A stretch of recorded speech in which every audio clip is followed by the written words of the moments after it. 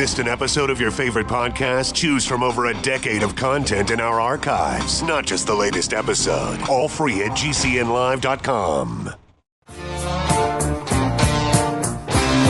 This is your call to action. Get prepared, America. Economy, survival, energy, disasters. This is USAPrepares.com. Informative radio, educational radio. Interact now by emailing instructor@USAPrepares.com or text at 434-390-7953. Class, please take your seats. Now, your instructor, Vincent Finelli. You know, I was talking with Brad. Brad's our engineer this morning. And we were talking off the air about, Post-it notes. And we were talking about how Post-it notes were developed. And he said, it was an accident, right? I said, yes, it was. So the story behind the 3M Post-it notes was, there was a guy that was trying to make some glue, and the formula didn't work quite right because it would adhere, but not too well. And so he tried to influence upper management that, we could do something with this. We could make a product. And they kind of laughed at him and said, nah, it's nuts.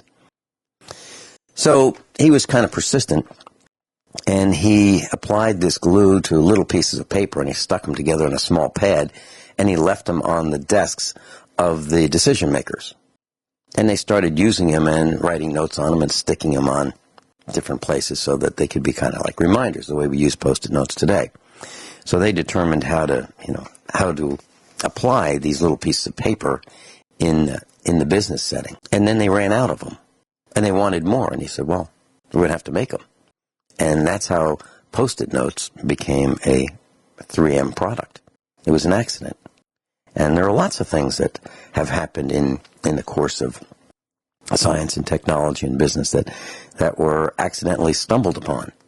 So here's a great product that many of us use.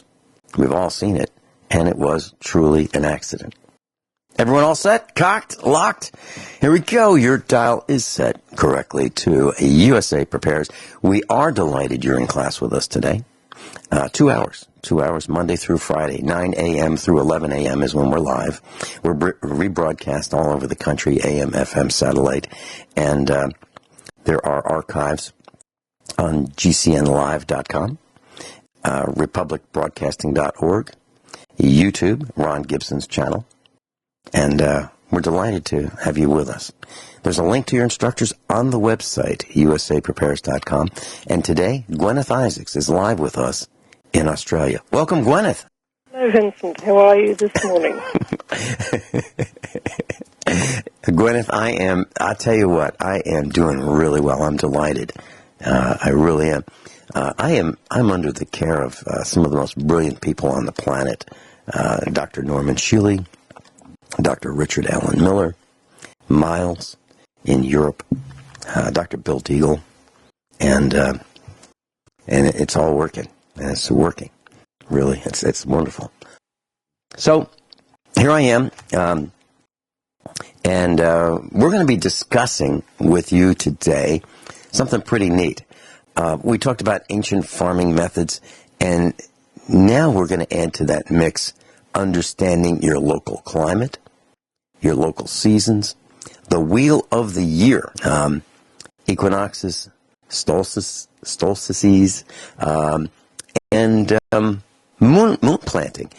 That's really interesting as well, because we have some farmer friends who absolutely positively will not plant outside of moon planting dates and so forth. And they actually believe that there is really something to it. And we're going to talk about that today as well. And where you live has an influence on how you plant and farm. So I think this is wonderful. I'm all excited. Yep. I think it's a really, really understudied topic. Moon planting has been used since ancient times, okay? And it's kind of coincidental because I sort of didn't quite consider that we were actually coming up on Halloween here, okay?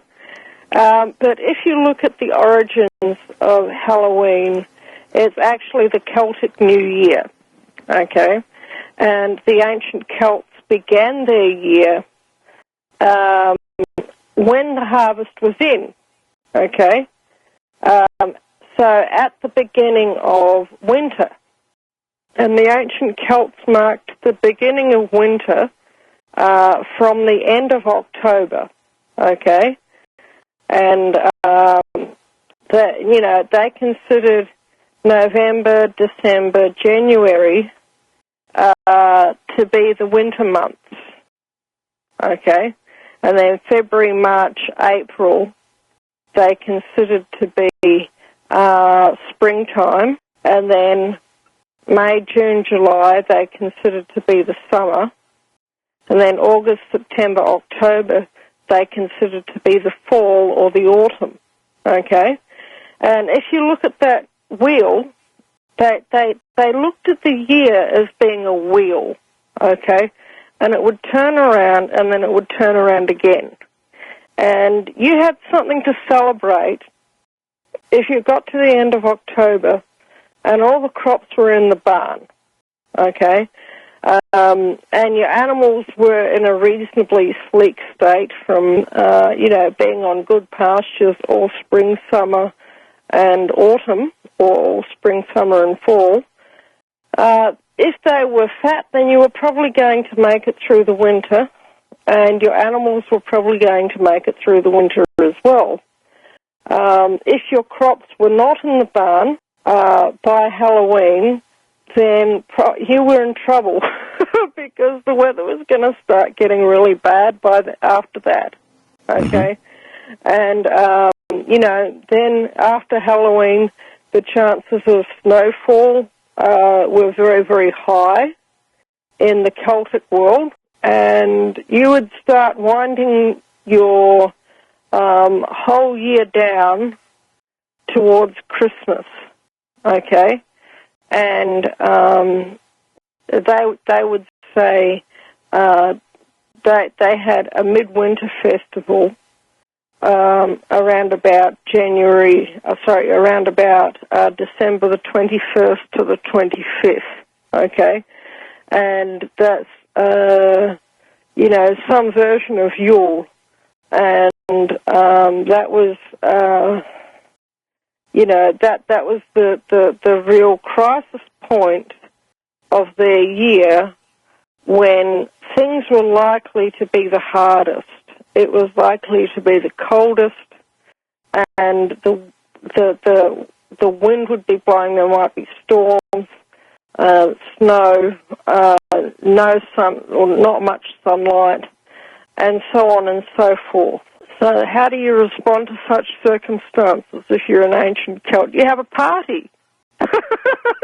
You cheer yourself up, and you open up some of your stored supplies, which is likely to include things like beer and pork. Maybe you've got some poultry living with you in the barn, okay, which is also your house. And so you catch a neighbourhood goose, and you wring its neck and you cook it. And you have a party, and you cheer yourself up. And if that party lasts from December the 21st to the 25th, so be it. You've basically resupplied your winter stores of fat. You've cheered your spirits through the darkest and coldest part of the year, and so your chances of surviving the winter and into the following springtime are vastly increased. Okay? So this is what I mean by the wheel of the year. Then you go into springtime, and you get to oh gosh, the dates. March the 21st, okay, which is the spring equinox. If you've made it to the spring equinox, that's a real reason to celebrate. Because around about March the 21st, your chickens start laying, and the rabbits pop their heads up out of the holes again, okay, so you can actually go and catch them. And your animals that you've mated the previous fall, they begin to drop their young, okay? Like, for instance, sheep and goats have a 5-month gestation.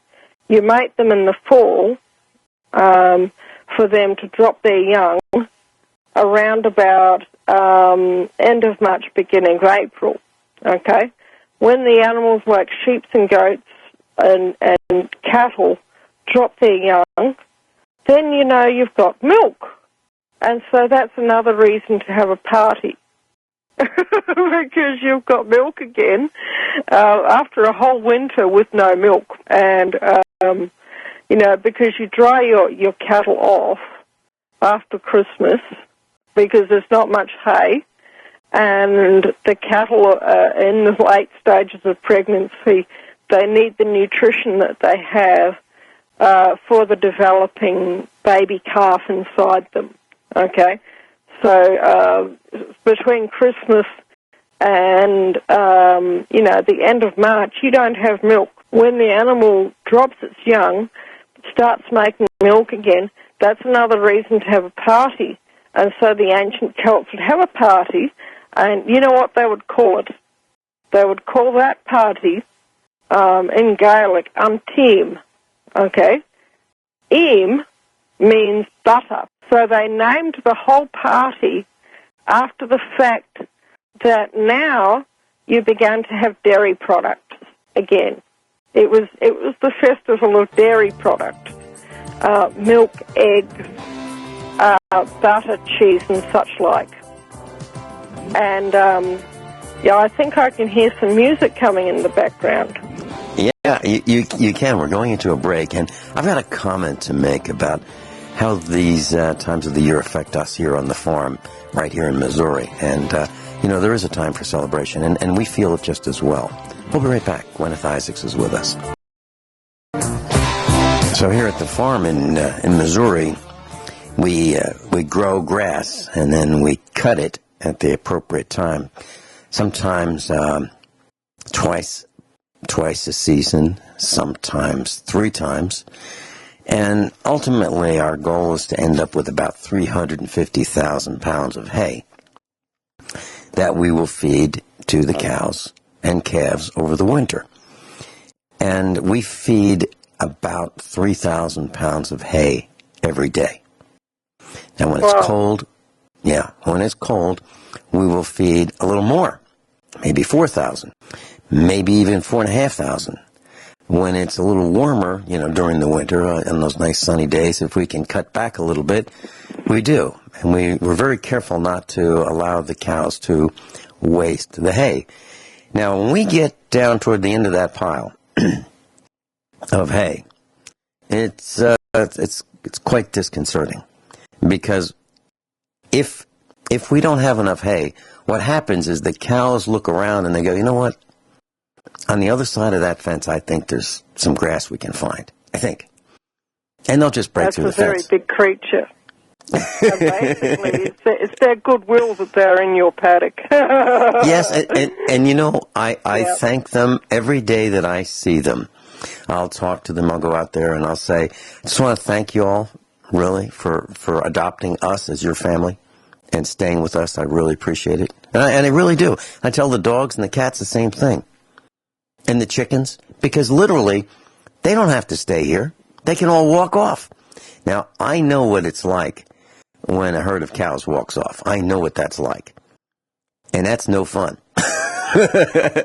I mean,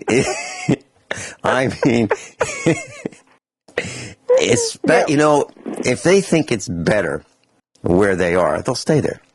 But if they think it's better someplace else, they just might leave. And then once they leave and they think it's better where they've just gone, it's really hard to get them back to where they didn't think it was so good. So it's something that, oh, geez, that's something you don't want to wish on anybody. Creature. Yeah. So what I'm getting to is around, you were talking about March 21st, time for celebration. Well, we're looking at our hay very carefully throughout the winter, and as we get toward the end of March, we're like really, really concerned. And then when we get into April, and the grass just starts to grow a little bit, and we get a sigh of relief. We can have that sigh of relief that we've survived. We have survived the winter. So that celebration that you're talking about, we don't quite go to that extreme, but yes, we do experience, those feelings that, we made it through the winter, because the winter brings, lots of challenges to us. One of the things that we're going to talk about, farming without a tractor, those kinds of things. But I got to tell you, when I'm on that tractor, and it's an open cab tractor, meaning I get to experience all the elements, and the sleet, and the freezing rain, and the hail, and the snow, and I'm there, and I'm getting pelted on my face. I'm wrapped up pretty well. I've got goggles on, but still parts of my face are exposed. And the thing I always think about, always comes back to this: I am frozen. Driving several miles on this tractor, and let's say it's way, way, way below freezing. The cows are freezing, I'm freezing, and the dirt road is a sheet of ice, and it's just terrible conditions. And I always think about the same thing. I think about how much those politicians, how hard they have to work, driving in their remote start vehicles. They hit the button, they wait till their vehicle warms up. They've got to trek from the front door, all the way maybe 20 feet to their vehicle. They drive to work. They park in these, garages that have, and they're fighting for us. Well, thank goodness that they're fighting for us, because what would we do without them? And that's what I think about, how hard they work. I think we'd probably survive. You and I would probably survive, and most of the class would probably survive. Yeah. But that, it always comes back. It always comes back to this. I'm really freezing, shivering. I'm dressed with layers and layers and layers, and I look like I'm, really ready for the Arctic. And I'm seriously, that's how I dress, and I'm still freezing. Get the hay out of the barn themselves, are they? Yeah. Well, they wouldn't do it. They wouldn't do it. If you didn't have your tractor, you'd have your bullock dray. Yeah. You'd have your pet cows, yep.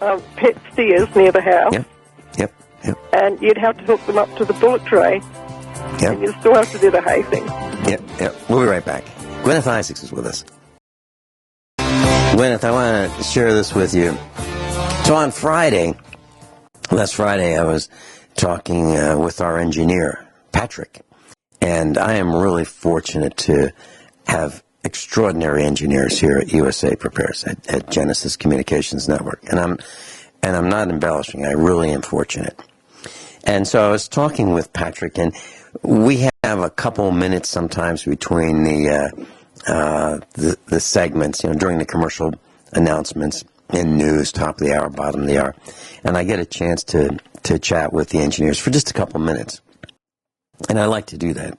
It's a lot of fun for me, and so I was talking with Patrick, and I said, so I'll bet the break room at GCN is a blast, where you guys all get together and you kind of talk about the things that you're talking about on the broadcast that you're engineering, and you get a chance to compare hosts, and you think your guy's something. No, my guy's worse. That kind of thing. Now I'm paraphrasing. It didn't go exactly these words, but I'm paraphrasing. And you can talk about the idiosyncrasies and the quirks of the of the hosts, and that must be a blast. And he said, yeah, it is.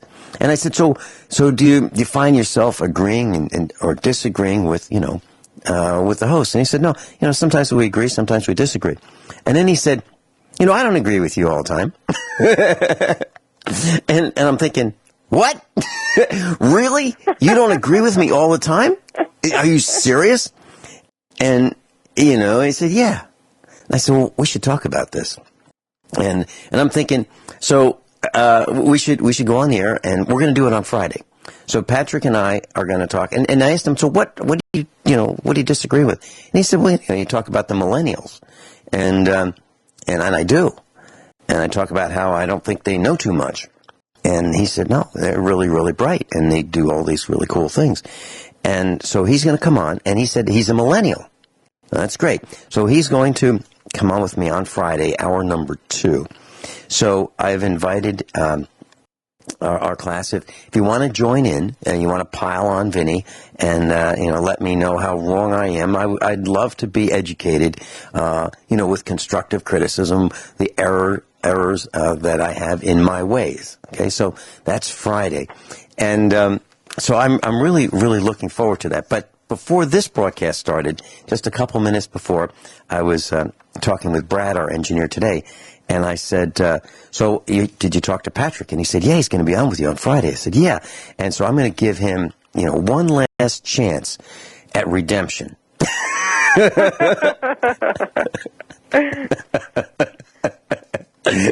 And, I think Patrick was in the background. I think Patrick thought I was serious. And, of course I'm not, but I'm really looking forward to this kind of thing. And I've never done it before. I have never been involved in debate on the air, with someone on the other side of the argument. So I'm really, really excited about that. So class, if you have an opinion, either way, if you are, if you think that millennials really, that maybe I haven't been as kind as I should have been with millennials, feel free to call in. I'm going to give you that number right now. So on Friday, hour number 2, 866-582-9933, 866-582-9933. Now, if you think I'm right with some of the things I'm saying, feel free to call in as well. And I know that Kyle in Montana, saying, I already got the number. I'll call in, Vinny. I know that's what he's thinking. Kyle's one of our instructors, and I know George in New Hampshire is thinking something similar, and other instructors are thinking similar things, and probably John Reagan as well. So just a thought, if you'd like to join in. Now, we're not going to bash anybody. It's going to be fact-based, things that we've seen, and we can have opinions, but we're not going to bash anybody. We're going to be ladies and gentlemen about this. So I just wanted to share with you that this is something new. I have never done it. And one of the things that I avoided like 3 things in school. One was computers. I just didn't like computers at all. That's when I was studying formal education. And one of the very first things I did was become a computer systems analyst. Another thing I didn't like was public speaking, and I avoided that at all costs. And and I literally avoided all public speaking classes. Every one I could avoid, I did. And so here I am on the air. And the other thing was I avoided debate. So time for debate. And that's Friday. So I just want to share that with you. One other thing. I got a call yesterday. The answering machine took the call. Dr. Bill Deagle, who was a broadcaster on this network, invited me to be on the air with him again. I was on with him last week, and he invited me to be on his show this week on Thursday. So I agreed to do that. I'm delighted to be doing that, and I think we're going to be talking about preparedness. And now, Dr. Bill Deagle runs really fast. I mean, he idles at at least 120, as many of our instructors do. And I got to tell you, it's really something else to be on the air with him, because you never know where it's going to go. And in the same sentence, he can change directions 3 different times. Yeah. Yeah. So that's going to be fun as well. So I wanted to share that with you. That's Thursday. I'll be on the air with him. And we're talking about, planting and being successful. And, there's one of our instructors, has made the comment that if you, Marjorie Wildcraft is her name, and she made the comment that if you, something like this, I'm not even paraphrasing because I don't remember the quote exactly, but if you try to grow a garden and you don't have a complete failure, when you try to grow your first garden, that's pretty successful, something like that. And I would say that's probably true. My very first garden on my actually it was when I first met my husband, I decided that I was going to plant some vegetables out the back, and he says, "Oh well, good luck with that, but I don't give you much hope." He said, "My guess is the children will pull up all the plants." He had 5 children, and they were a pretty feral bunch of children. They're all adults now, and they've actually mostly made good for themselves. They're actually out there in the universe, and they are, doing good things in this world. But as children, they were wild. They were really wild. And, probably having that wildish nature in adulthood has served them well because they're a little bit less inclined to obey government instructions. Yeah, right. And considering that most of the instructions that the government gives you, from what I've seen, are deliberately designed to hurt you. Yes. I think that a bit of an inclination to not obey the dictates of the government is probably a good thing. Yeah. I think you're right. What I would say, though, is that the government is inclined to show you how you can hurt yourself. That's what I would say. So, they have programs that they can sign you up for, and if you agree to them, you'll probably end up hurting yourself under the belief that you're going to make things better for yourself. But over time, in the long run, you're hurting yourself. Yeah. I would agree. Yeah, everything that they do is harmful, from what I can see. Just about everything they do is harmful. Mm-hmm. But anyway, after my husband Archie died, I bought a farm in Geraldton of about 10 acres, and I planted a garden, and it was a failure. It was a total flop. And this area had been known for its amazing qualities as a market gardening area. And yet I could not grow garlic in this area. That was the crop that I attempted first of all.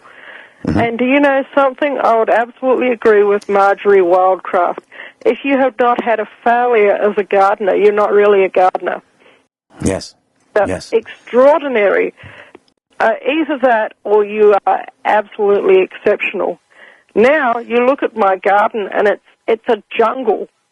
It really is. And every year it's becoming more so. Mm-hmm. And it's probably going to get to the point this year where I'll have to put a little table out the front with an honesty box to sell these later on in the year, which is a good thing. Yeah. And, especially considering that we live in a semi-arid area, and we can go for weeks at a time with temperatures in excess of 40 degrees centigrade. Okay? That's like weeks at a time of between 110 and 120 degrees Fahrenheit for weeks and weeks and weeks on end, every single day. And yet I'm anticipating, if the Lord God wills, that I will have enough produce this summer to maybe be able to start selling some. That would be wonderful. At the gate. That would be great. And, for example, I've got around about 70 zucchini seedlings, courgette seedlings, that is. and, probably around about 30 or 40 pumpkin seedlings. And that's what I mean. When you've got 30 or 40 pumpkin seedlings and you're thinking, gosh, where am I going to put all these guys? Yeah. That's, in a way, that's a good problem. Mm-hmm. Yeah. But, the thing is, this is with us heading into the summer, okay? In the southern hemisphere. Yeah, hold that thought. Sometimes my ADHD kicks in.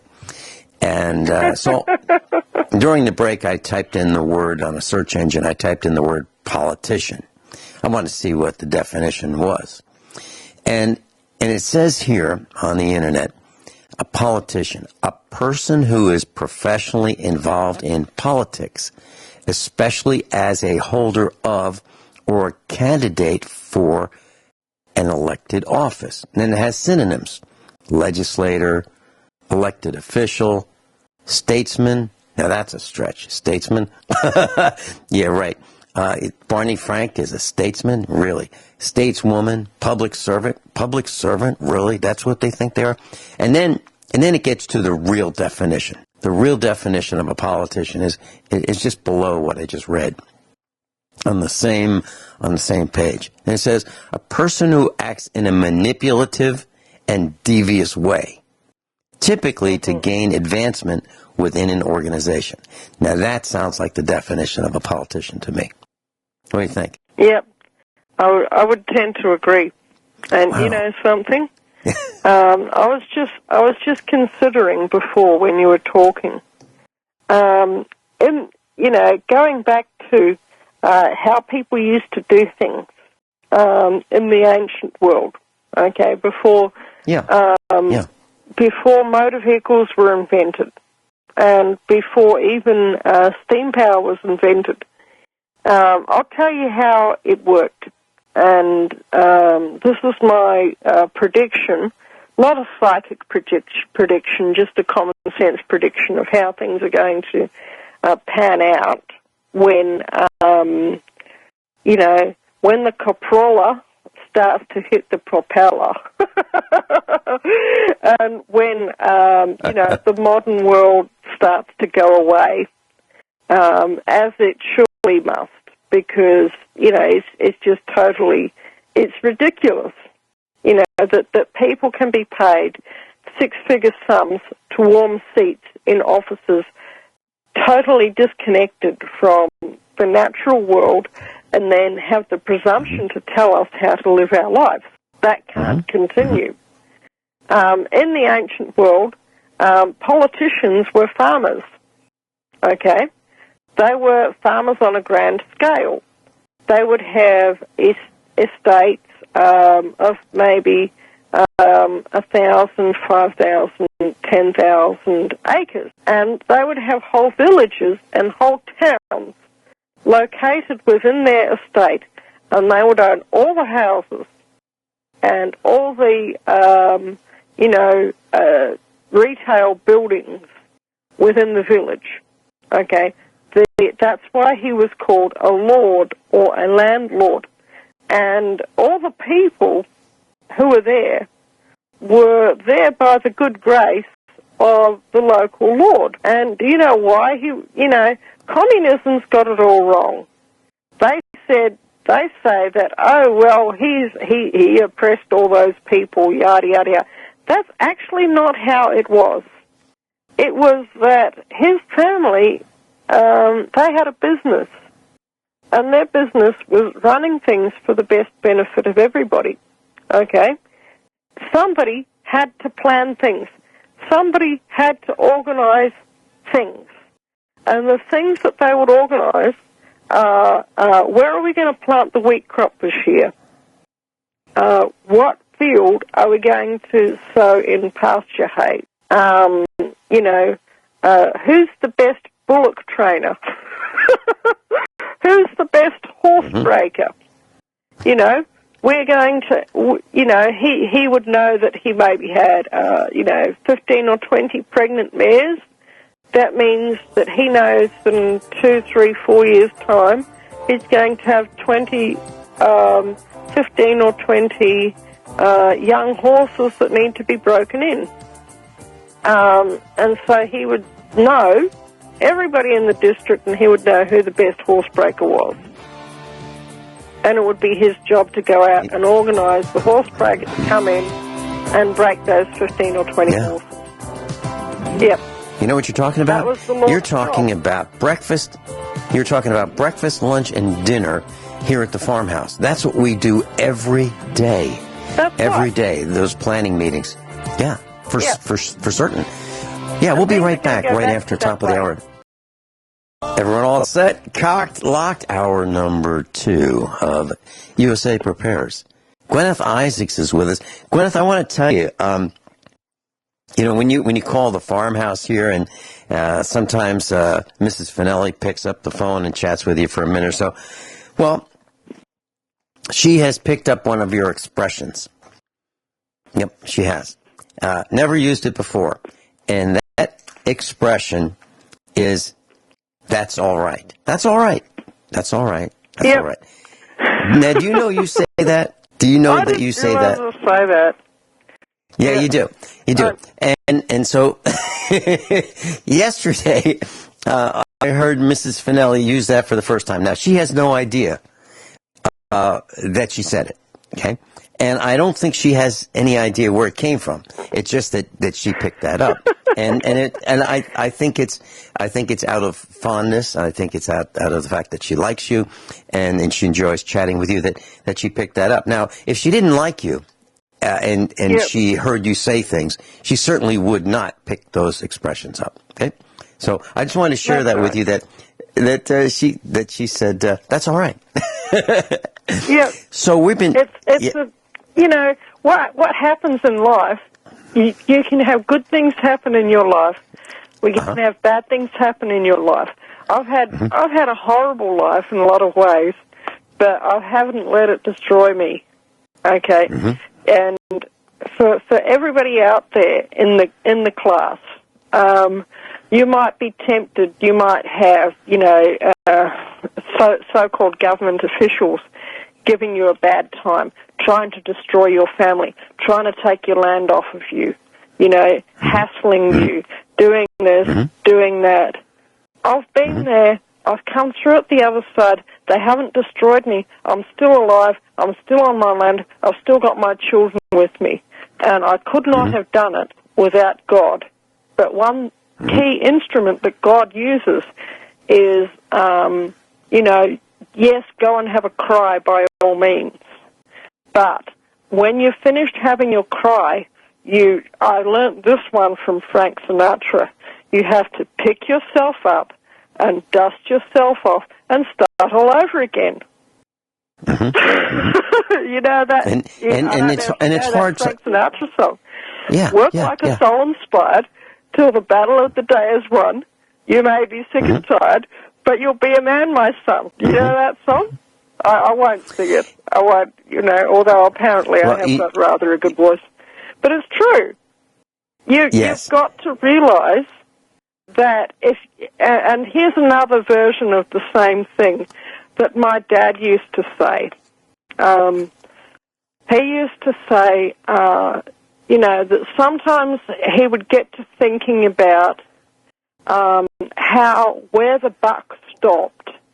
That's an old saying. I don't think I've heard many people say it lately.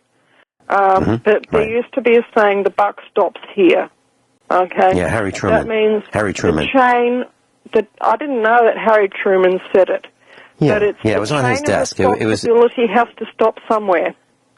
That's what the saying means.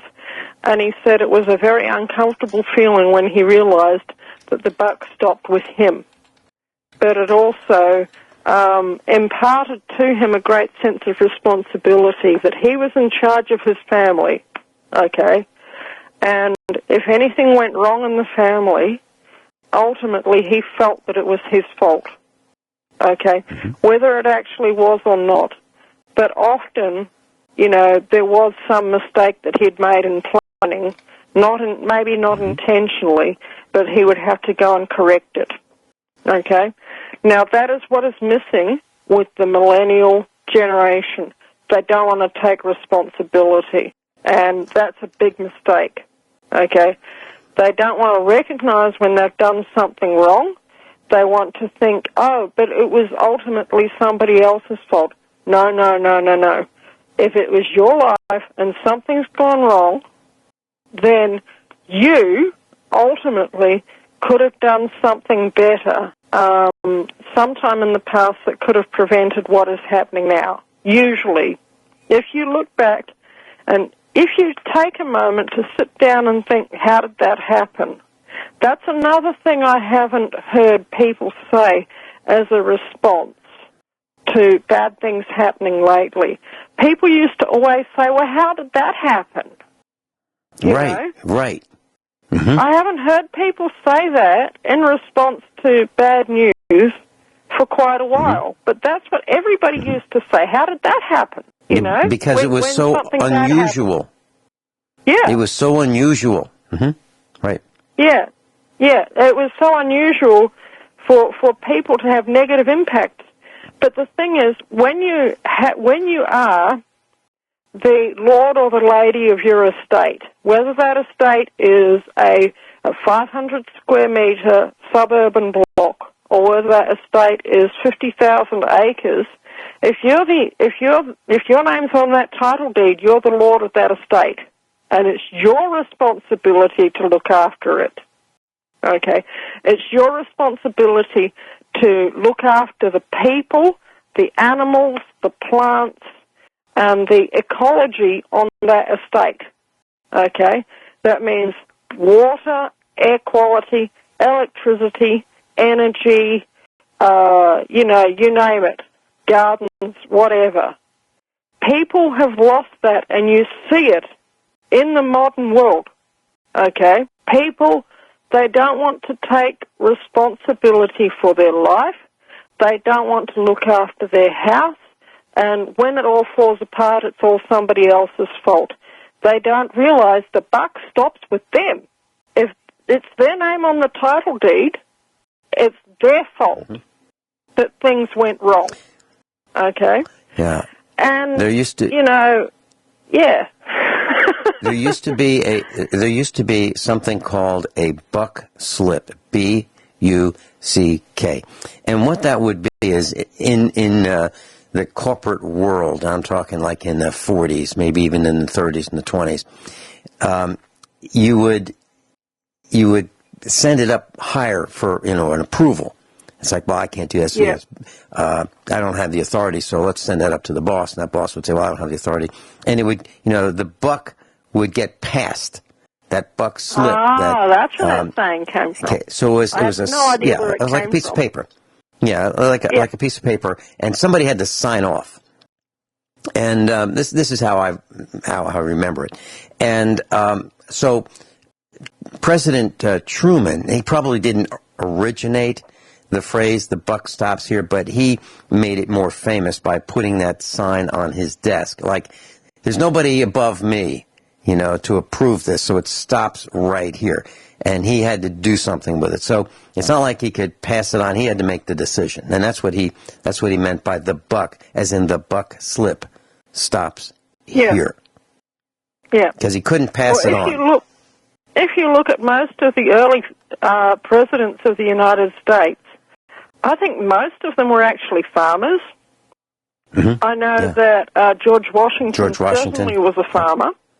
Yeah, Thomas Jefferson. Madison. Thomas Jefferson, Abraham Lincoln, from memory. Yep. He was an industrialist, but he was also a farmer. Yeah. And and this is the crazy, ironic thing. Wasn't he also a slave owner? Well, George Washington was, and Thomas Jefferson was, and the problem. As a matter of fact, there was. I think if you looked into it, you would find that Abraham Lincoln was actually a slave owner, but that he released his slaves from bondage at some point. But do you know something? So did General Lee. Mm-hmm.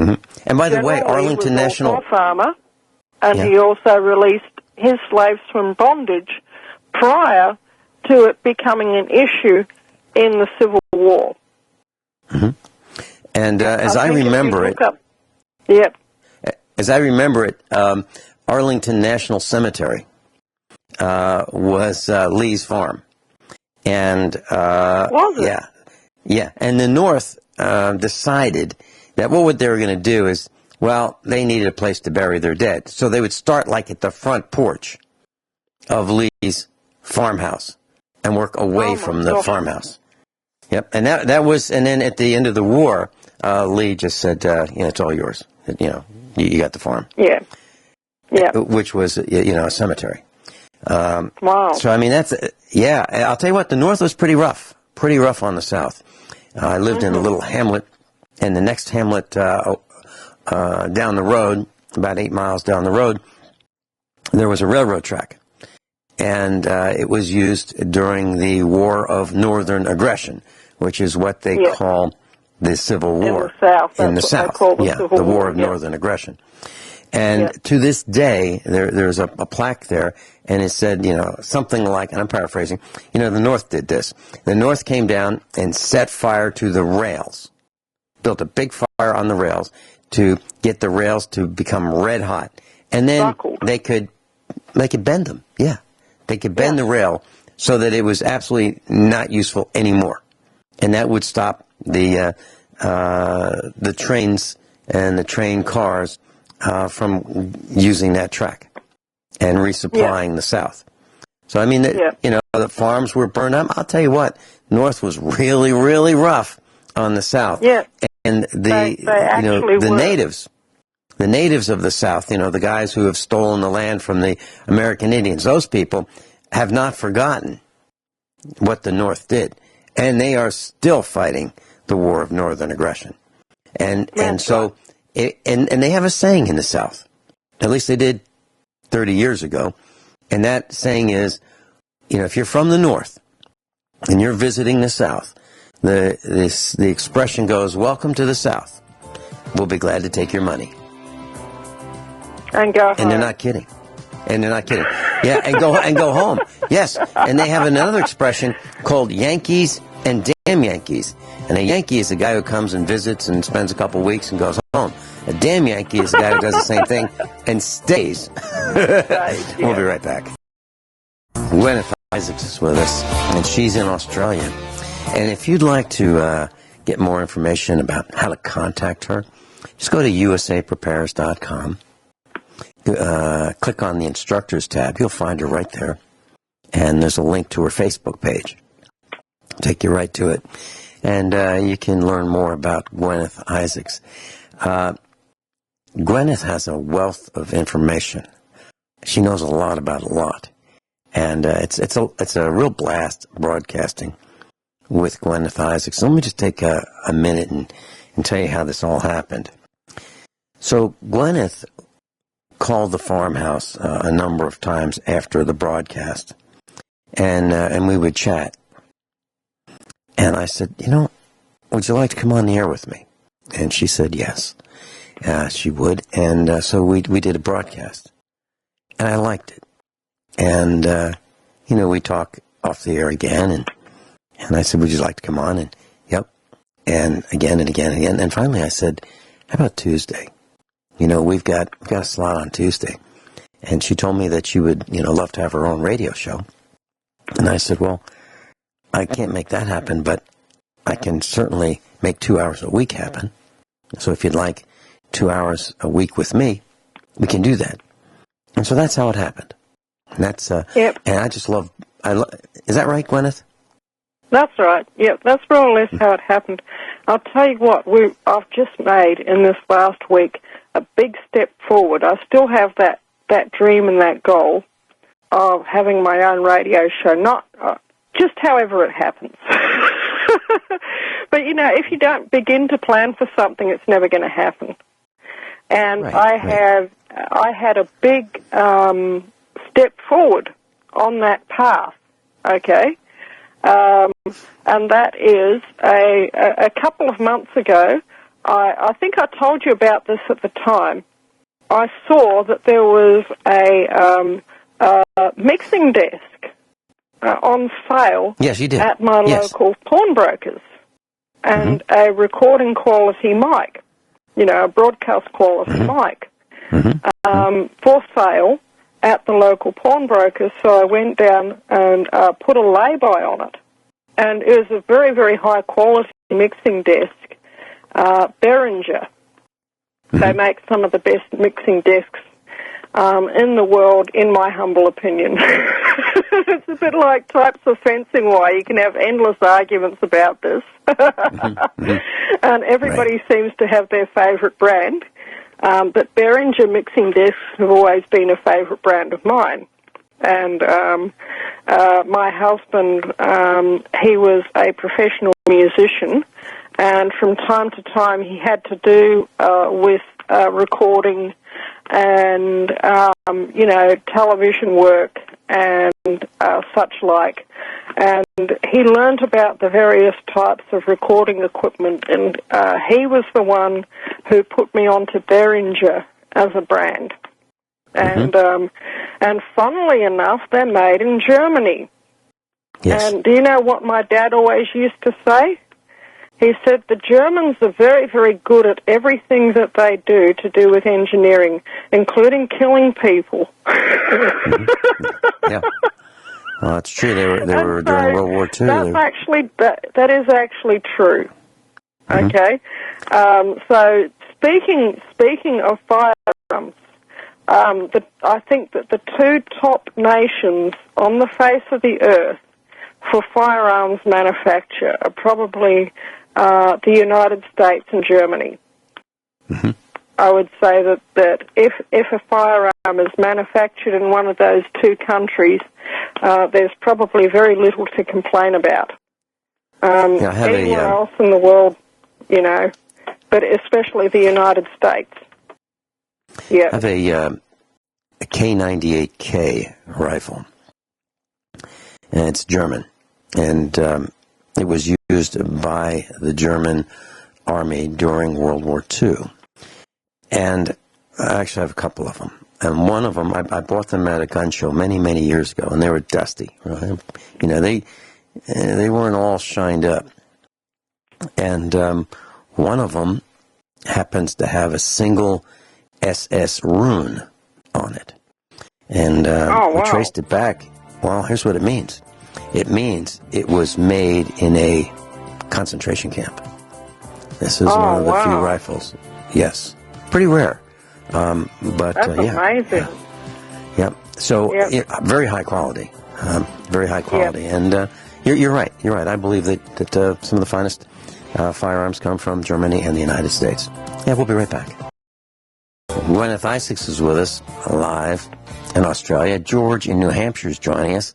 Welcome, George. Hi, Vincent. Hello, Guineith. I just wanted to say that, like you, I like the Mauser K98s, and I have several. But the thing of it is that you realize that our government, before World War I, around 1903, negotiated with Mauser to make basically a licensed copy called the 1903 Springfield, because during the Spanish-American War, they had encountered a nasty surprise with the Spanish Army when they were charging up San Juan Hill, for example. He says the Spaniard soldiers were armed with Mauser rifles, and their rate of fire was much superior to, I think many of our men still had those single-shot 45-70 rifles. And a lot of casualties were inflicted by numerically inferior side of the Spaniards.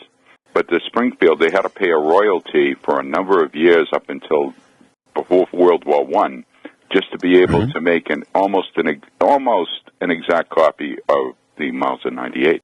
Yes. I was walking, we'll talk about the gun show loophole as politicians refer to it. And I don't think it's a loophole. I think it's just our right to do this. Now, class, what I'm talking about is right. Yes, and here's what they call a gun show loophole. So if a person is at a gun show, let's say an attendee at a gun show, and he has a K98K Mauser rifle, in his hand, or he's got it, he's using the strap and he's got it over his shoulder, and he's got a sign on it that says "for sale," and he's walking around inside the gun show, but he's not a licensed dealer. He is just some guy who has a K98K for sale, and he's looking for a buyer. They would call that the gun show loophole, because any of us who live in that particular state can go up to him and say, "Oh, wow, that's really neat. May I look at it?" And the guy would probably say, "Sure," hand it to you. You'd make sure that it was there was no cartridge chambered in it, and you might look at it carefully and say, "Well, so how much would you like for this?" And then there is a price that is asked, and then maybe that price is countered, and an agreement may be reached, and then some cash will exchange hands, the rifle will exchange hands, and the deal is done. And that would be called a gun show loophole by politicians. Now, that's because it happens at a gun show with some guy walking around who is not a licensed dealer. Now, let's just extend that for a little bit. Let's say a guy is walking around with a notebook computer, and he's got a little sign on it, and he's at the same gun show, and it says, "for sale." Now, it'd be a little unusual that someone would try to sell a notebook computer, but it's entirely possible. And someone could go through the same buy-sell discussion with them and say, "I'll tell you what, that's worth $150 to me. Here, I'll give you that." And then they exchange cash, and the computer exchanges hands, and that's done. So the difference is, one, it's a firearm, and it's frowned upon. However, in terms of commerce, there's no difference. In terms of rights, there's no difference.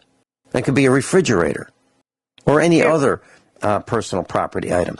Now let's take it to what happened with me, with the with the 1903 Springfield. 1903 A3, I believe, is what I have. And I was walking out of the parking lot from the gun show in the afternoon, and a guy was walking in, and he had this Springfield 1903 in his hand, and he was going into the gun show with it. Now, why would he be doing that? Well, there's a really high likelihood that he wanted to sell it. So I asked him in the parking lot if he was going to sell it. And he said, "Yeah." And I said, "Well, how much would you like for it?" He gave me a number. And I said, "May I see it?" And he said, "Sure." So I looked at it in the parking lot. I said, "I'll tell you what, I'd like to buy it if that's okay with you." And I bought it right then and there. This was maybe 20 years ago. So I bought, and it wasn't all that desirable back then. Now I'll bet you a 1903 Springfield, that variant is probably darn close to $800, $900. George, would you agree with that? Yeah, and I'll say that Guineith, your father was right when he said that the Germans were, they were about as fiendish as any other people that are given in the human race. And, but they had technology, and I had a friend of mine tell me, he said, the Irish and the Germans get along very well. He says the Irish like to drink and make plans. He goes, and the Germans like to drink and make plans. The only problem is the Irish drink, and their plans usually don't come to very much, whereas with the Germans, plans do. I couldn't resist that one. I'm sorry. You know something? You're absolutely right. My final thesis, when I was studying at the University of Melbourne, the very last thesis that I wrote was on, Irish and Scottish politics and history, probably from the days of Bonnie Prince Charlie to the present. And, I came across this little gem of information, and the Irish people are the only nation on earth who planned a national revolution to throw off the oppression of the British. And then 48 hours before this plan was due to be implemented to get rid of the British, to have a revolution and get rid of the British and institute their own government, they decided that they would have it the day before. They were going to have the revolution on Easter Monday, but on Good Friday they decided that they were going to have the revolution on Easter Sunday instead of Easter Monday. The leadership decided that, and there's just one little problem. They forgot to notify their whole army that the revolution was now going to happen on Sunday instead of Monday. That's a historical fact. It's jaw-dropping, isn't it? But it's absolutely for the Irish. The devil is in the details, I'll tell you. And I know there were very suppressed, but the Scottish were too. When I have both sides of my family, both sides of my father's side of the family were Irish and Scottish and some English. But the thing is that I'll tell you, that my father also used to say the Irish do not stick together, and I think it's with the clans a lot of times, maybe more so in Scotland, but in Ireland, they tend to argue amongst themselves quite a lot to the point where they're able to be exploited to a large degree. It's like this. It's in Scotland and Ireland. The difference with Scotland, they are the same people, they speak the same language, okay, and they have the same mythology and the same culture in Scotland and Ireland, and actually the same clans even, the same clan names. The Scottish clans all came from Ireland originally, and mostly from Donegal and Ulster, okay. Now, the difference is this. Going back to ancient farming methods and planning. If you don't plan your life well in Scotland, in the Scottish Highlands, you're going to die. You can live in Ireland through most parts of Ireland, okay, especially in the south, and you can behave in the most stupid, atrocious manner imaginable, and you're not going to die because it never gets really, really hot, and it never gets really, really cold. You put a potato in the ground, you come back 6 months later, and you've got between 3 and 5 or maybe even 10 kilograms of food from one potato. Okay? For most of Irish history, that's how it's been. The grass always grows. It doesn't matter where you put your horse. The horse and the cow is going to eat. It's going to get enough food because it rains several times a week all year round. You don't have to plan for your pasture. You don't have to put in a hay crop, okay, because the grass grows all year round. Through most of Ireland, there's no snow. But in Ulster and in Donegal, it's not like that. Donegal, parts of Donegal look like the face of the moon, okay, and they actually make the Scottish Highlands look very, very attractive, especially up near Connemara, which is right up to the northwest of Ireland, the northwestern corner. There's a part called Connemara, okay? And all through that area, those are the most warlike tribes in Ireland, are the ones found in Ulster and in Donegal. And it's always been that way. You can go back in Irish mythology, 3,000 and 4,000 years. They have got myths. There's one famous one in particular, Tyne Bó Cúailnge, is in Gaelic, which is the cattle raid of Cooley. And the Gaelic people, both the Scottish and the Irish, had a game that they would play, and that would be cattle raiding. And it was a game. And so it worked like this. You would have a mob of cattle in your valley, okay, and the clan next door would have a mob of cattle in their valley. And you would do your best to make that mob of cattle that was at your neighbour neighbour's valley to be the mob of cattle that was in your valley. And they would do the same thing. And it was a game, and the one who was best at the game got the most cattle. And nobody was supposed to die, but it was very serious. And what it did was it kept the military skills up to it. Now, the original cattle raid, was between 3,000 and 4,000 years ago, and it involved the Queen of Ulster. Hold that thought. It's a quick news item that is absolutely shocking to me. Census Bureau data just released. 44.6% of families in California don't speak English at home. 44.6. Wow. Okay, all right. Let's go on to Texas. 35.6% in Texas. New Mexico, 34.5%. In New Jersey, this is an absolute shocker to me. New Jersey, 31.7%. In New York, yes, 31% in New York. Let me just repeat these, and then we'll continue on with our discussion about cattle raiding. So, 44.6% of homes in California don't speak English. 35.6% in Texas. 34.5% in New Mexico. 31.7% in New Jersey. And 31% in New York. Absolutely shocking statistics by the Census Bureau.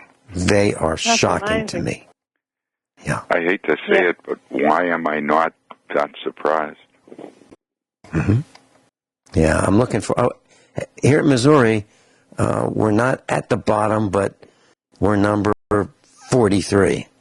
And only 6.3% of us don't speak English in our homes in Missouri.